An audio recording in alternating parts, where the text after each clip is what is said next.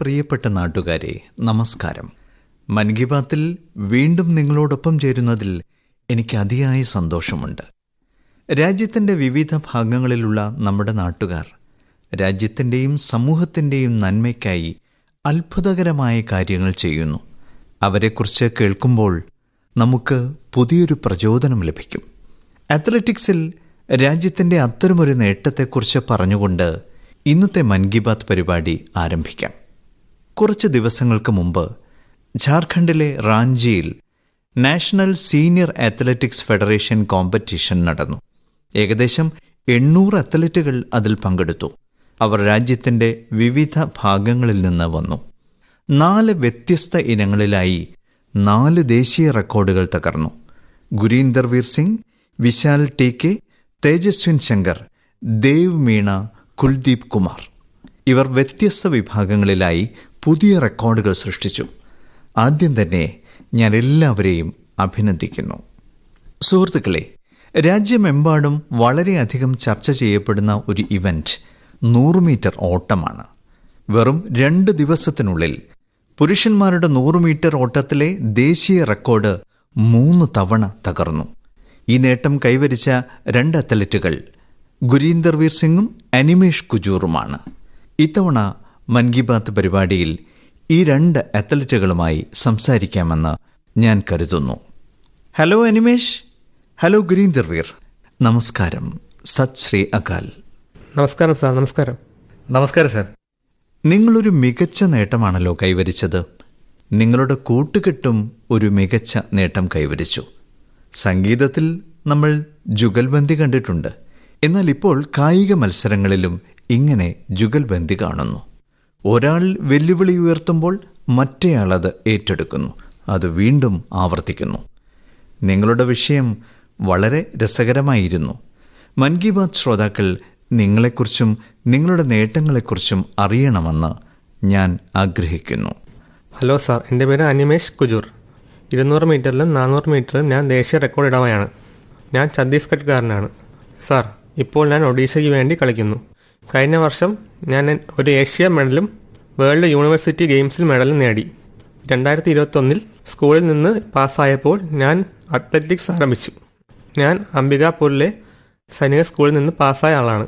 ഞാൻ നേരത്തെ ഫുട്ബോൾ കളിച്ചിരുന്നു. കോവിഡ് കാലഘട്ടത്തിൽ എൻ്റെ മാതാപിതാക്കൾ എനിക്കും പുറത്തുപോയി ഓടാനും കളിക്കാനും സ്വാതന്ത്ര്യം നൽകാറുണ്ടായിരുന്നു.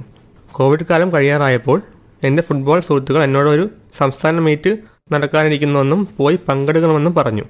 ഞാൻ പങ്കെടുത്തു. അവിടെ നിന്ന് ദേശീയതല സെലക്ഷൻ ഉണ്ടെന്ന് എനിക്കറിയില്ലായിരുന്നു. ഞാൻ അവിടെ നിന്ന് ദേശീയ മത്സരത്തിലേക്ക് തിരഞ്ഞെടുക്കപ്പെട്ടു. ഇന്ന് ഞാൻ ഭാരതത്തെ അന്താരാഷ്ട്ര തലത്തിൽ പ്രതിനിധീകരിക്കുന്നു. ഗുരീന്ദർ വീർ പറയൂ. ഹലോ സാർ, എൻ്റെ പേര് ഗുരീന്ദർ വീർ. ഞാൻ ഇന്ത്യൻ നാവികസേനയിലൊരു പെറ്റി ഓഫീസറാണ്. ഭാരതത്തിലെ ഏറ്റവും വേഗതയേറിയ സ്പ്രിൻ്ററാണ് ഞാൻ. 100 മീറ്ററിൽ 10.09 എന്ന ദേശീയ റെക്കോർഡ് ഞാനിപ്പോൾ നേടി. 10.1 ബാരിയറിന് താഴെ ഓടിയെത്തുന്ന ആദ്യത്തെ ഭാരതീയനാണ് ഞാൻ. ട്രാക്കിലും യൂണിഫോമിലും എൻ്റെ രാജ്യത്തെ സേവിക്കാൻ ഞാൻ ശ്രമിക്കുന്നു. എൻ്റെ അച്ഛനും മുത്തച്ഛനും സ്പോർട്സിൽ സജീവമായിരുന്നു. ദീപാവലി, ന്യൂ ഇയർ തുടങ്ങിയ ആഘോഷങ്ങൾ വരുമ്പോഴെല്ലാം വീട് വൃത്തിയാക്കുന്നത് ഭാരതീയരുടെ സംസ്കാരമാണല്ലോ. ഞാൻ എൻ്റെ അച്ഛൻ്റെ ട്രോഫികളും മെഡലുകളും വൃത്തിയാക്കുമായിരുന്നു. എനിക്കത് വളരെ ഇഷ്ടമായിരുന്നു. അതിൽ എനിക്ക് വളരെ സന്തോഷം തോന്നുമായിരുന്നു.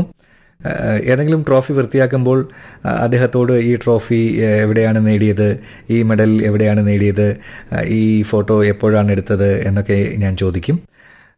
അപ്പോൾ അദ്ദേഹം എന്നോട് അദ്ദേഹത്തിൻ്റെ കഥ പറയുമായിരുന്നു. ഞാൻ ഇവിടെ കളിക്കാൻ പോയി, ഞാൻ ഈ ദേശീയ മെഡൽ നേടി, എൻ്റെ ടീമിനെ ഞാൻ ജയിപ്പിച്ചു എന്നൊക്കെ. അപ്പോൾ ഞാൻ അദ്ദേഹത്തോട് പറഞ്ഞിരുന്നു എനിക്കും ഏതെങ്കിലും സ്പോർട്സിൽ പങ്കെടുക്കണമെന്ന്. അദ്ദേഹം രാവിലെ ഓടാൻ പോകുമായിരുന്നു. എന്നെയും കൂടെ കൂട്ടണമെന്ന് ഞാൻ അദ്ദേഹത്തോട് ആവശ്യപ്പെട്ടു. അദ്ദേഹം എന്നെ കൂടെ കൊണ്ടുപോകാൻ തുടങ്ങി. അദ്ദേഹം സ്പോർട്സിൽ പഠിച്ചതെല്ലാം എന്നെ പഠിപ്പിക്കാൻ തുടങ്ങി. അങ്ങനെ എൻ്റെ താല്പര്യം വളർന്നു. ലോക റെക്കോർഡ് തകർക്കുന്ന ഉസൈൻ ബോൾട്ടിൻ്റെ പ്രകടനം ഞാൻ കണ്ടു. അതിലൊരു രസകരമായ കഥയുണ്ട്. ഞാൻ ടി വി കാണുമ്പോൾ എൻ്റെ അമ്മ മോനെ പഠിക്കാൻ സമയമായി, നീ പഠിക്കണം എന്ന് പറഞ്ഞ് ടി വി ഓഫ് ചെയ്തു. അപ്പോൾ ഞാൻ പറഞ്ഞു, അമ്മ ഇന്ന് എന്നെ ടി വി കാണാൻ അനുവദിക്കുന്നില്ല. ഒരു ദിവസം വരും, അന്ന് അമ്മ എന്നെ ടി വിയിൽ നോക്കി ഗുരീന്ദർ ഓടുന്നത് കണ്ടോ എന്ന് പറയും. ഞാൻ ഓടുന്നത് ടി വിയിൽ കാണുമ്പോൾ ഇന്ന് എൻ്റെ അമ്മ സന്തോഷിക്കുന്നു, എനിക്കും സന്തോഷം തോന്നുന്നു. നിങ്ങൾ പറഞ്ഞത് വളരെ ഗംഭീരമായ കാര്യമാണ്. അതെ സാർ, ഞാനൊരു ഇടത്തരം കുടുംബത്തിൽ നിന്നാണ് വരുന്നത്. എൻ്റെ അച്ഛൻ വോളിബോൾ കളിക്കാറുണ്ടായിരുന്നു. കുടുംബത്തിലെ പ്രശ്നങ്ങൾ കാരണം അദ്ദേഹം കായിക മത്സരങ്ങൾ ഉപേക്ഷിച്ചു. അദ്ദേഹത്തിൻ്റെ സ്വപ്നം പൂർത്തീകരിക്കപ്പെടാതെ ശേഷിച്ചു. ആ സ്വപ്നം എന്നിലൂടെ സാക്ഷാത്കരിക്കുമെന്ന് അദ്ദേഹം കരുതി. ഞങ്ങൾ സംസാരിക്കുമ്പോൾ മിൽഖാ സിംഗിൻ്റെ കഠിനാധ്വാനത്തെക്കുറിച്ച് പറയുമായിരുന്നു. ഒരു ദിവസം ഞാൻ അച്ഛൻ്റെ സ്വപ്നം സാക്ഷാത്കരിക്കുമെന്ന് അദ്ദേഹത്തോട് ഞാൻ പറയാറുണ്ടായിരുന്നു. അപ്പോൾ അദ്ദേഹം പറയുമായിരുന്നു, സ്വപ്നങ്ങൾ വെറുതെ സാക്ഷാത്കരിക്കപ്പെടില്ല, അതിനായി ഹാർഡ് വർക്ക് ചെയ്യണം, കഠിനാധ്വാനം ചെയ്യണം എന്ന്. മിൽഖാ സിംഗ് രാപകൽ പരിശീലിച്ചിരുന്നു. അദ്ദേഹം വെയിലത്ത് ഓടുമായിരുന്നു, രക്തം ഛർദ്ദിച്ചിരുന്നു. ആ കഠിനാധ്വാനം എനിക്ക് പ്രചോദനം നൽകി. ഞാൻ ഓട്ടക്കാരനാവുകയാണെങ്കിൽ എൻ്റെ രാജ്യത്തിനായി ഒരു മെഡൽ നേടണമെന്ന് അച്ഛൻ എന്നോട് പറഞ്ഞു. ഞാൻ 100 മീറ്റർ ഓട്ടം തിരഞ്ഞെടുക്കുമ്പോൾ എല്ലാവരും എന്നോട് പറയുമായിരുന്നു, 100 മീറ്റർ ചെയ്യരുത്, 100 മീറ്റർ ഓട്ടം ഭാരതീയർക്ക് ചേരുന്നൊരു മത്സരമല്ല, ഭാരതീയരുടെ ശരീരം 100 മീറ്റർ ഓട്ടത്തിന് വഴങ്ങുന്നതല്ല. അപ്പോഴൊക്കെ ഞാനും എൻ്റെ അച്ഛനും പറയുമായിരുന്നു, ഗുരീന്ദർ ഇത് തിരഞ്ഞെടുത്തു, ഞങ്ങൾ അതിൽ നിന്ന് പിന്നോട്ട് പോകില്ല. ഞങ്ങൾക്ക് ചെയ്യാൻ കഴിയില്ലെന്ന് പറയുന്നവരോടൊക്കെ ഞങ്ങളത് ചെയ്തു കാണിക്കും എന്ന് ഞങ്ങൾ പറയും. നീ അത് ചെയ്യും, ഞാൻ നിന്നെ വിശ്വസിക്കുന്നു എന്ന് പറഞ്ഞ് എൻ്റെ അച്ഛൻ ആ വിശ്വാസം എന്നിൽ അർപ്പിച്ചപ്പോൾ ആ വിശ്വാസത്തെ എൻ്റെ ശക്തിയാക്കി മാറ്റി മുന്നോട്ട് പോയി. ഇന്ന് ഓരോ ഭാരതീയനും പറയുന്നു ഭാരതീയർക്ക് വേഗത്തിൽ ഓടാൻ കഴിയുമെന്ന്. നോക്കൂ, നിങ്ങൾ രണ്ടുപേരും ഗംഭീരമാക്കി.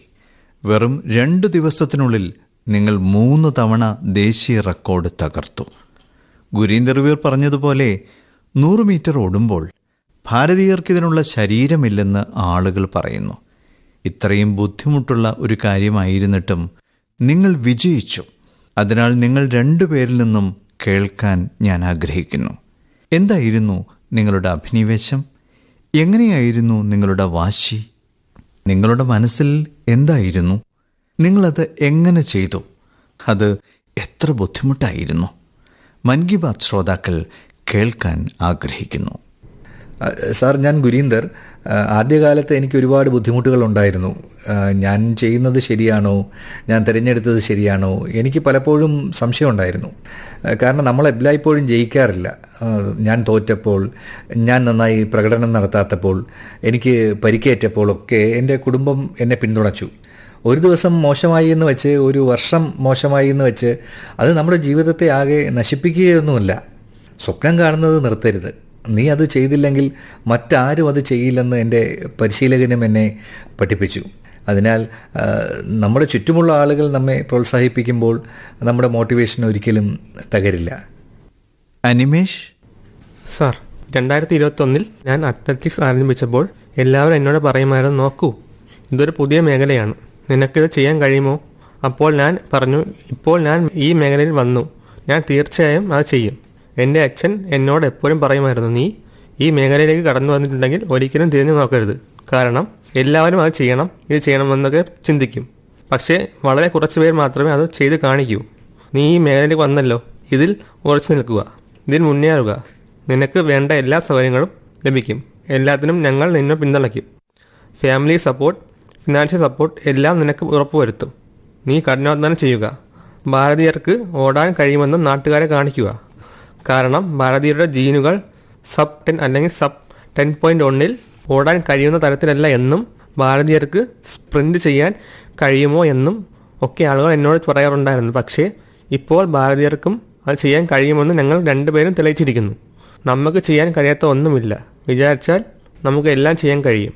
അതിനാൽ സാർ, ഇതെല്ലാം എന്നെ വളരെയധികം പ്രചോദിപ്പിക്കുന്നു. ഞങ്ങൾ പരിശീലനം നടത്തുമ്പോൾ ഞങ്ങൾ തന്നെ ഞങ്ങളുടെ ടൈമിംഗ് മറികടക്കുന്നു. മറ്റ് ഭാരതീയരും ഇത് കാണുന്നു. ഭാരതീയർക്ക് ഇത് ചെയ്യാൻ കഴിയും. ഞങ്ങൾ ഇനിയും ചെയ്യും സാർ. ഇപ്പോൾ ഞങ്ങൾ 2 പേരും കോമൺവെൽത്ത് ഗെയിമിലേക്ക് തിരഞ്ഞെടുക്കപ്പെട്ടു. വരാനിരിക്കുന്ന മത്സരത്തിൽ ഞങ്ങൾ മികച്ച പ്രകടനം കാഴ്ചവെക്കും. ശരി, നോക്കൂ, എനിക്ക് കൗതുകകരമായ ഒരു കാര്യം പറയാനുണ്ട്. ആളുകൾക്കും അത് ഇഷ്ടപ്പെടും.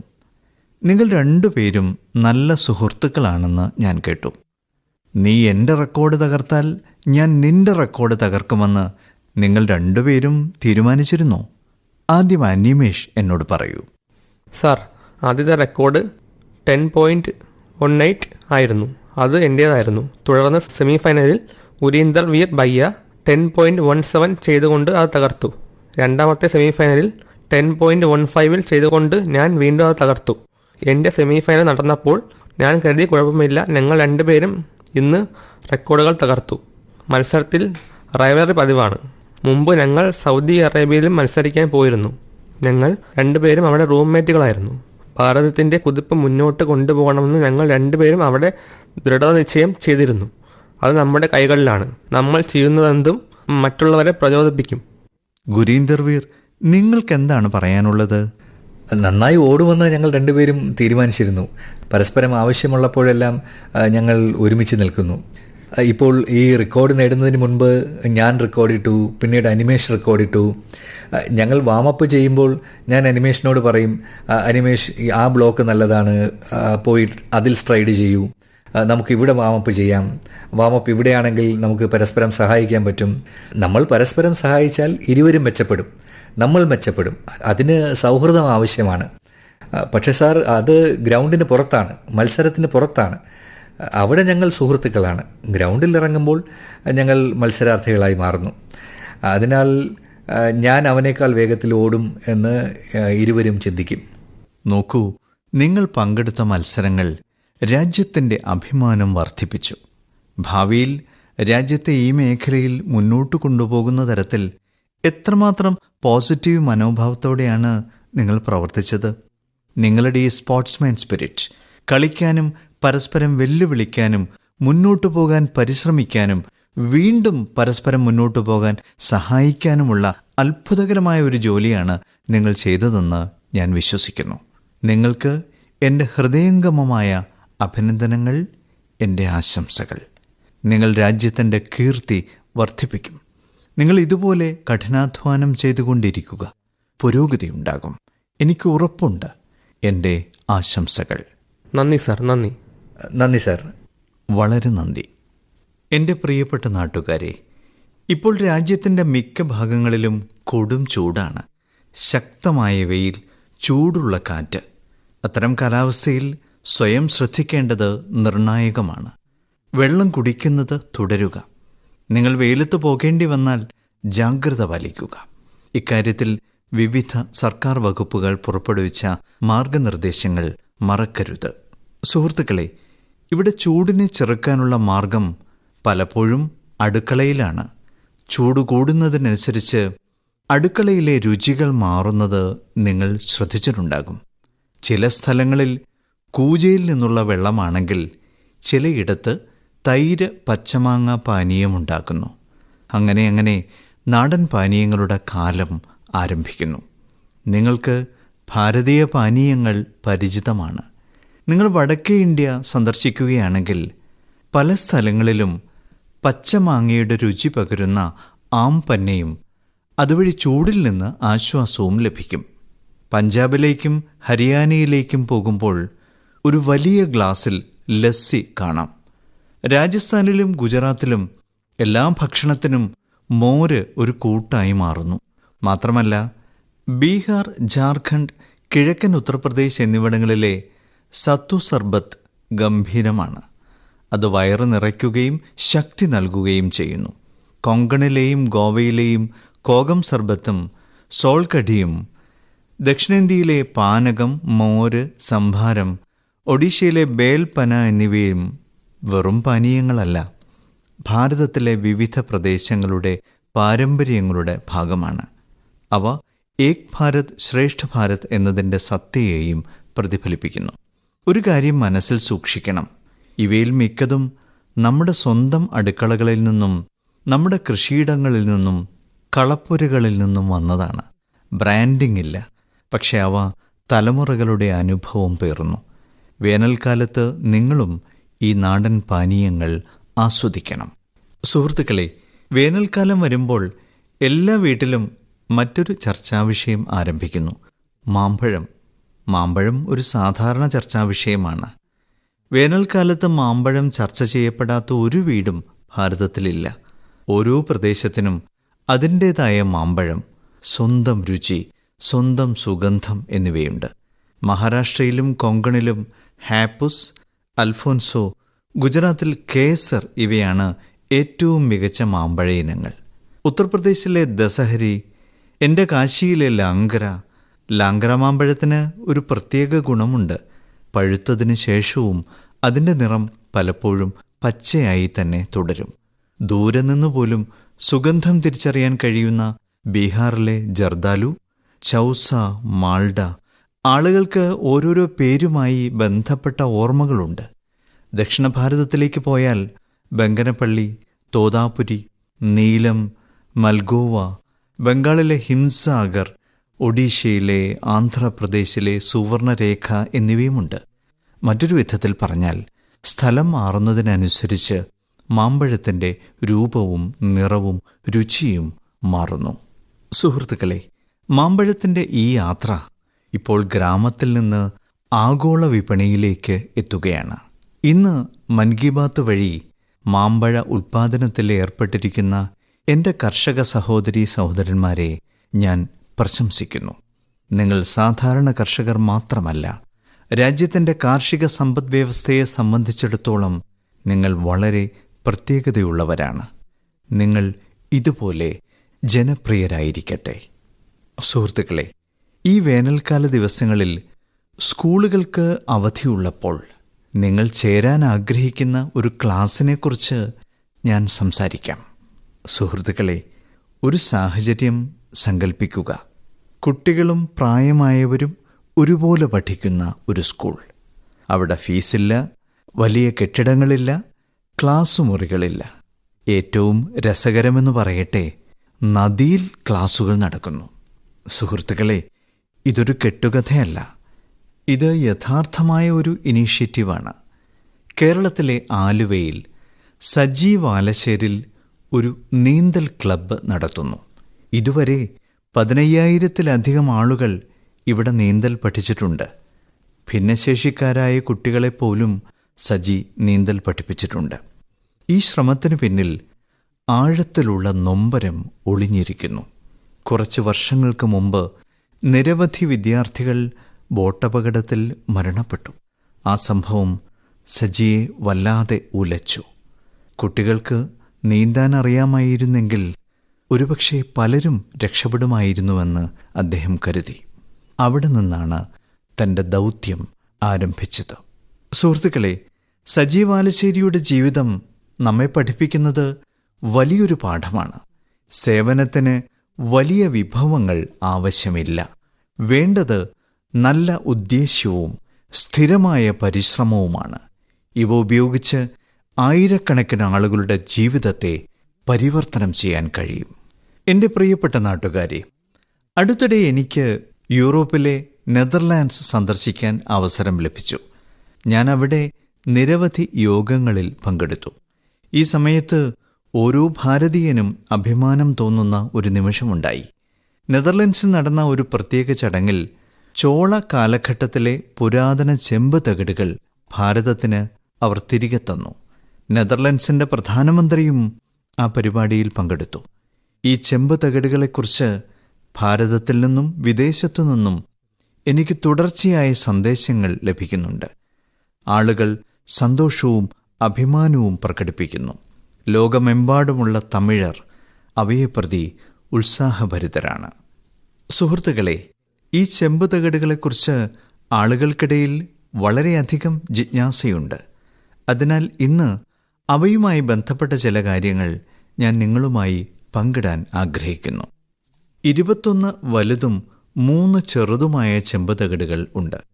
ഇവ പ്രധാനമായും രാജേന്ദ്ര ചോളൻ ഒന്നാമൻ രാജാവ് തൻ്റെ പിതാവായ രാജരാജ ചോളൻ നൽകിയ വാഗ്ദാനം നിറവേറ്റുന്നതുമായി ബന്ധപ്പെട്ടതാണ്. ആനയിമംഗലം ഗ്രാമം ഒരു ബുദ്ധവിഹാരത്തിന് ദാനം ചെയ്തതിനെക്കുറിച്ചും ഇതിൽ പരാമർശിക്കുന്നു. ഈ ചെമ്പ് തകിടുകൾ ചോള രാജവംശത്തിൻ്റെ നേട്ടങ്ങളെയും വിവരിക്കുന്നു. ചോള സാമ്രാജ്യത്തിൻ്റെ ശക്തമായ നാവിക ശക്തിയെ ഇവ വെളിപ്പെടുത്തുന്നു. തെക്കുകിഴക്കൻ ഏഷ്യൻ രാജ്യങ്ങളുമായുള്ള അവരുടെ ബന്ധത്തെക്കുറിച്ചുള്ള വിവരങ്ങളും ഇതിൽ നിന്നും ലഭിക്കുന്നു. ചോള സാമ്രാജ്യത്തിൻ്റെ സമ്പന്നമായ ചരിത്രത്തിലും സംസ്കാരത്തിലും നാം എല്ലാവരും വളരെയധികം അഭിമാനിക്കുന്നു. സുഹൃത്തുക്കളെ, ഭാരതത്തിൻ്റെ ഇത്തരം അമൂല്യമായ പൈതൃകങ്ങൾ സംരക്ഷിക്കാൻ നമ്മുടെ സർക്കാർ നിരന്തരം ശ്രമിച്ചുകൊണ്ടിരിക്കുകയാണ്. ഇതിൻ്റെ ഭാഗമായി ഗ്യാൻ ഭാരതം എന്ന ദൗത്യത്തിനു കീഴിൽ ഛത്തീസ്ഗഡിലെ മൽഹാറിൽ ഒരു പ്രധാന കണ്ടെത്തൽ നടന്നിട്ടുണ്ട്. ഇവിടെ നിന്ന് അപൂർവമായ 3 ചെമ്പ് തകിടുകൾ കിട്ടിയിട്ടുണ്ട്. ഇവ പാണ്ഡുവംശി രാജവംശത്തിലെ മഹർഷി ബാലാർജുനൻ്റെ ഭരണകാലവുമായി ബന്ധപ്പെട്ടതാണെന്ന് കരുതുന്നു. ഈ ലിഖിതങ്ങൾ 6-7 നൂറ്റാണ്ടുകളിലേതാണെന്ന് വിദഗ്ധർ വിശ്വസിക്കുന്നു.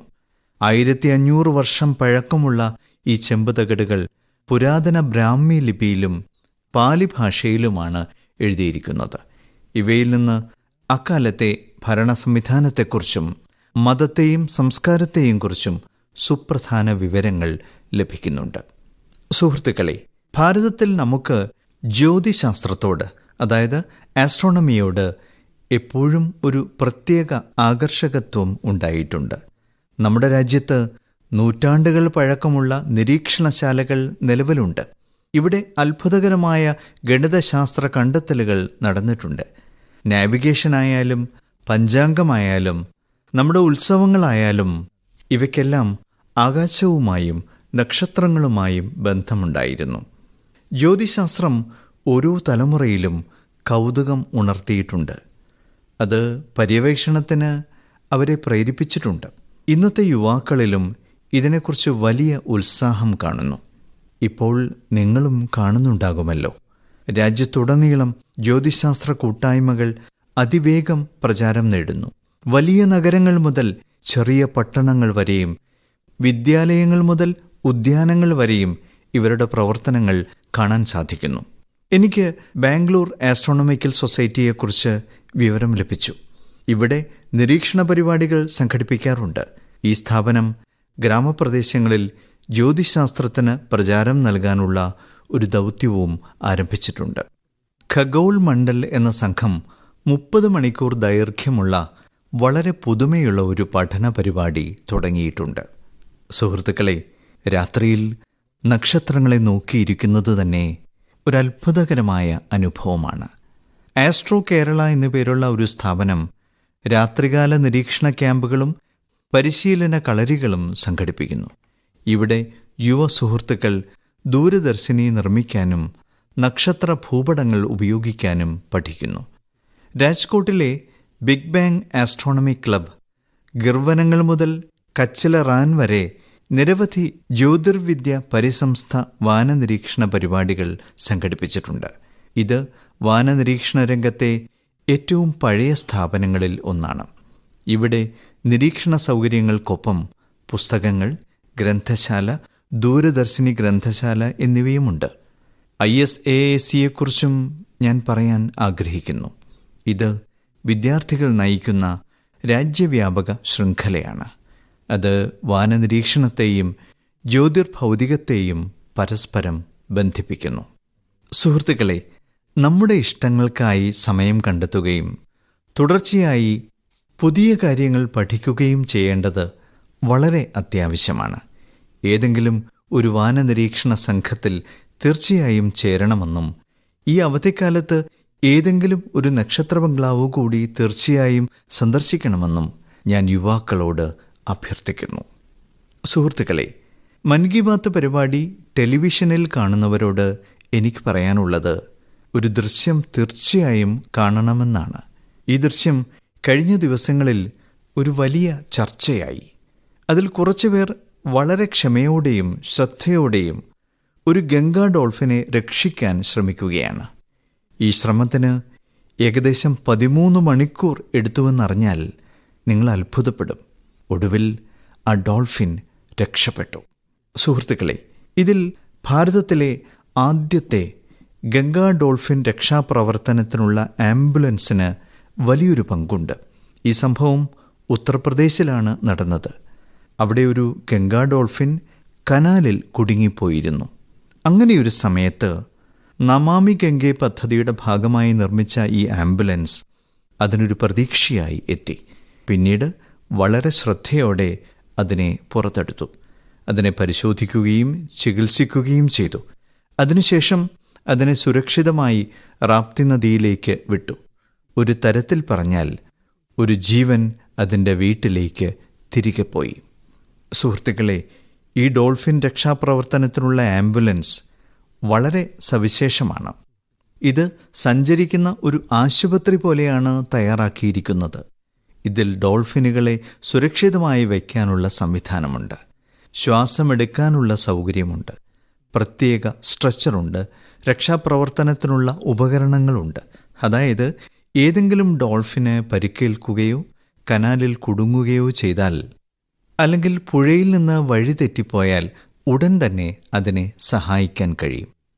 സുഹൃത്തുക്കളെ, നമ്മൾ ഗംഗാ ഡോൾഫിനുകളെ രക്ഷിക്കുമ്പോൾ ഒരു ജീവിവർഗത്തെ മാത്രമല്ല രക്ഷിക്കുന്നത്, ഗംഗയുടെ ജൈവ വൈവിധ്യത്തെയാണ് രക്ഷിക്കുന്നത്.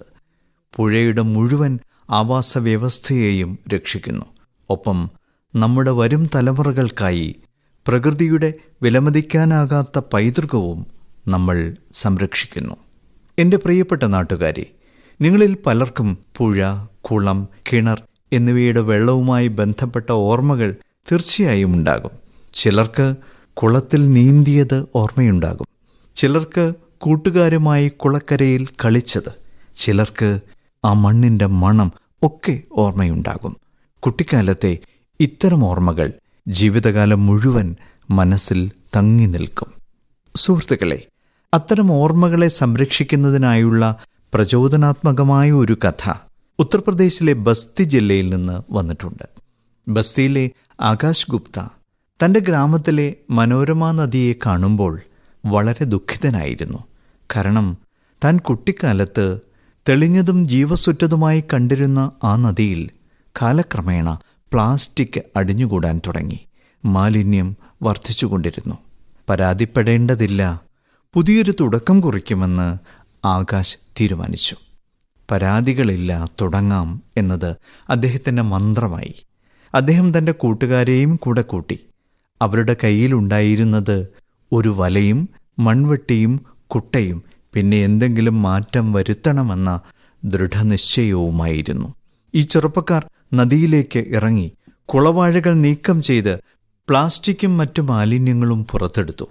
പലപ്പോഴും ഒരു ദിവസം കൊണ്ട് 50-60 കിലോഗ്രാം വരെ മാലിന്യം നദിയിൽ നിന്ന് നീക്കം ചെയ്തു. ക്രമേണ മനോരമ നദിയുടെ ആ ഭാഗം വീണ്ടും വൃത്തിയായി. ഈ പ്രവൃത്തി ചുറ്റുമുള്ള ആളുകളുടെ ശ്രദ്ധ ആകർഷിച്ചു. ജനങ്ങൾക്കിടയിൽ ശുചിത്വത്തെക്കുറിച്ചുള്ള അവബോധം വർദ്ധിച്ചു.